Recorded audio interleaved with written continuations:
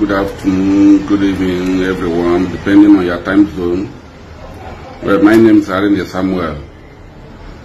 Please, friends and well-wishers, Igbo generally, please, I'm using this medium to make an appeal to every well Igbo person to intervene in my matter between my wife and I and Akwa, Zion Udume, like a business transaction, ML with my wife over 0 bitters. So 2 years we will be up now. My wife will follower of Akwa on Facebook, including me also. So at a time I could be done promote to 0 bitter my Facebook. So I chat upon a praise the area. So my wife now with this your name, she keep on pushing. The money. So after one day, send choose as one of his distributors in Onitsha, Anambra State. In Siam, Kenya. Everyone in a bumble. Don't forget me, I think in a discourage effort on a make it a family gun you. What's your financial background? Then I have to support her. So I could see her not make payment. So in Siam, like how much? To do you're going to call Gapunya. So I'll do myself when I got 10 million naira. So absolutely I pronounce in the account. No, make the transfer, send the receipt start. So that was first week of April. So as the thing continue, I could the morning at a time, not the kids, my wife, kids, how far. I could actually the supply. I was saying when did you make the payment not here and no block no blind until I keep on waiting with my wife. Then ending of April towards May, a very long time, not sort of crazy. So one day, I could see more organized now, and I'm trying to reach my wife. Man, I'm going to make a call here. In the other years, no one will be able to a kitchen state. Man, I'm watching the breakdown now, Urban Hidden Million, Anambra State. We can rescue the motor, then made them go offload. What's your case? I'm not even agent. Reverse your back, you got there. Load there. I'm in the task force, Anambra State, the motor. I have to say to them, pay the bill, load the motor with the driver to my warehouse. Load there, made the product offload. After offloading, I called that person. I think because put all the vehicle in order, which I did. I ran up, lowered the motor that night. We see the motor, the driver and the motor boy, they take off. Get into Obosi, that is the worker, that Ubu, the motor now break down again. They called me, to move that there to go and rescue those boys. Blue fan, back to my house. They sleep in my house, I feed them, take care of them. Then on Sunday morning, the mechanic came back, we went there again to fix the vehicle. After everything, the motor didn't want for Nababa. Then on Monday morning, we sit at home, where I bandage. I could look at my wife. See, I'm not of the car, only the only distributor in Onitsha.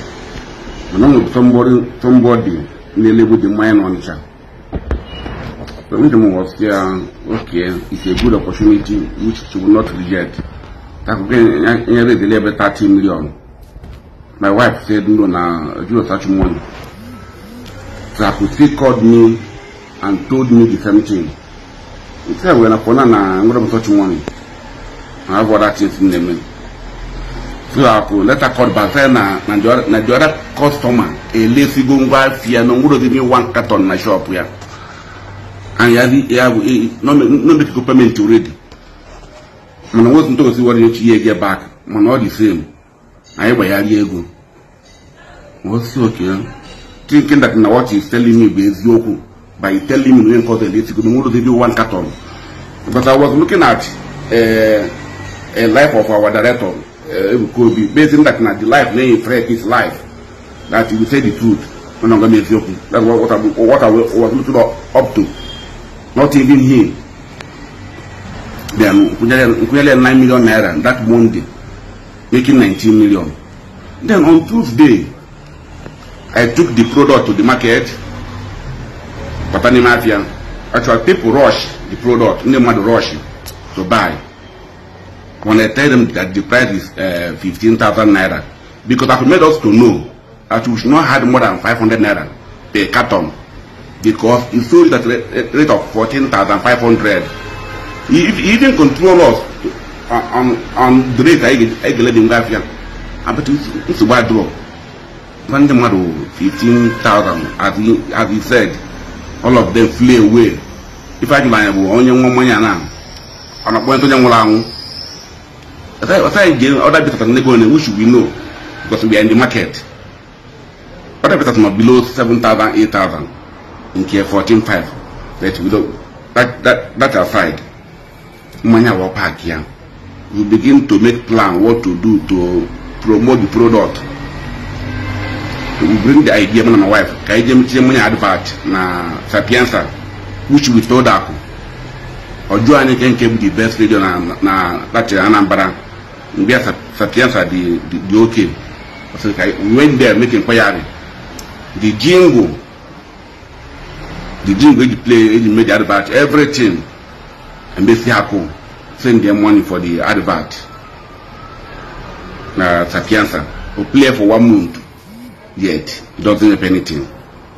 So, Mama, Papa, them money go, kill money. None of them like money, man, pride too much. That now, all the world now, all the lake, now, one damn money, I big men, oh, come on, man. In the job, in the field, this and that. It's a money with 1,000 naira. You go to money, you ain't change. Okay, fear. Man, 500 if I can go 500, and let you not go one way or drop one. You know, this in my no price, young. No, about young kitchen. I keep on pushing, marketing the product. No way. The barrier of price. People love the drink. I went to so many hotels to advertise the product. After all this thing, I became tired because I was going to my wife to push this product for other virus, for other like other bitters of people. As I could go back to drawing board, go to the market and make inquiry. Let you know maybe that now I'm one book and get the game. No, money and Gavafia, let me do on 100 naira. It will be better for me than I'm at 500. After all this in a people room, what's happened? Then I came to a point. I responded to the balance you do with Yaman. There was no maybe able. Or was him okay? You send the account. I send the account to you. Or the bank. What I could do again is to refund me the money spending Namotia into Warrior Moto. That's the money refund to me. Then take it to the refund. Balance follow with you 13 million something the inaka. But and that money no send the Canada no OJ was some bologo then it was some machine na company on a lawful area go I should have patient with him something as okay now can we end it didn't continue on about months. But please, my brother in Christ, refund no this money. Refund don't put in data or to after Batago in Illegia. You put him if you go for Jumubu organ or to give a call or cancel my own business. It's a control. My business become about a price in Eluri, it's in the bagel. You put him my balance in Kembulu, come up Golumi already. Now, yeah, we can do or die a fair business. I'm probably you. I'm mafia. A bolo is in front of my money back. It's not the mother, no, didn't like you. What you will do? Collect the money from them and give to me. Use my own money to do with you. Supply them the goods. I could refuse. I have begged Akwa. I have kneeled down. I have done everything. The next thing I could see Mali case, no game case. No come Malu police. Come Mali anything. No get my money. That money will make same case. It's happened now. I'm not going to case. Now I check I need to. Then it came a day. No, I could be alone. Not alone. No information was both. One of my guy, they put that same product here for the shop here, now market here. I could win there. Jen and get the other guy, the first person who be a long life young, a little bit in Kiel, the guy in France. They blew 50 carton there. They blew the guy. Then when I came to the guy's shop, when I said, Akwa go. Na kuna agwia na no juro mogo at no juro mogo 1 naira no bu no won yet no jiro when for dey gidi na nkofo no with me why came with 2 policemen as an escort abu no won yet no jiro na bia na won to dey again cause on am where this why not one ndam no na bia onicha but I know na friend onicha that place for them you must pay me my money what about gauge he knows let's remember. Which the guy you can also be the 50 carton, which did there. Akwa banaba. Then, I'm not talking about question. But this product, if you need the credit, KJ Blue and come because it's not your money, Budia Bujalo money credit. The guy in 1 naira, that dime, Budia Bunia, Nalun Wayaba. Now the goods can pack and get the guy. Then what I did because my own product, give me the guy, go marketing. They become my shop. So because the thing with them for a long time, my yap with the fundamental Akwa do. So because Igbo, the madam, because they not happen so they near close, they got you no, you all know me, mega. My wife, they need to go down by Akwa Bejalako. Where if one I got through. Na kadia because of this money. Na amodabu na ekwesi na ya Akwa dika mmadu. Akwa de get anti. This woman cried. Akwa this woman we met to ya no obi. Say no one dey Akwa dey ntu ya. And can you find an kabigiti and akadia. Can you cheer this money? My son cried Akwa. Akwa no way. There was a day in my voice call. My wife back with Akwa with them so be with them I feel pain. If you didn't or they make clap, I'm not a lion in sheep clothing, just like Judas was following Jesus, and Jesus made him a treasurer. You're this become, you're this man, if you didn't in the dark, no way, or that take anything. And to the worst of which that whenever you call that, for a while because I'm not going and I'm with your brother because of course they call. No more. Or the papa. So you couldn't no matter. No one put them call. Contact some top leaders na Zion. Those that can speak to him. And whenever I offer this matter, like I do Ajupalo message of more of my we back my money. Ajupalo message when they be able. This will be their question. You see well I do among people no yes no being get very chuku can get very chuku but never know na here DJ but man abago na kia ba omoro e be la cross into about him the name a very good answer towards him it was really negative that's when I knew it's done on me that I've entered the lion den, but I know that Daniel went into the lion den and God delivered him.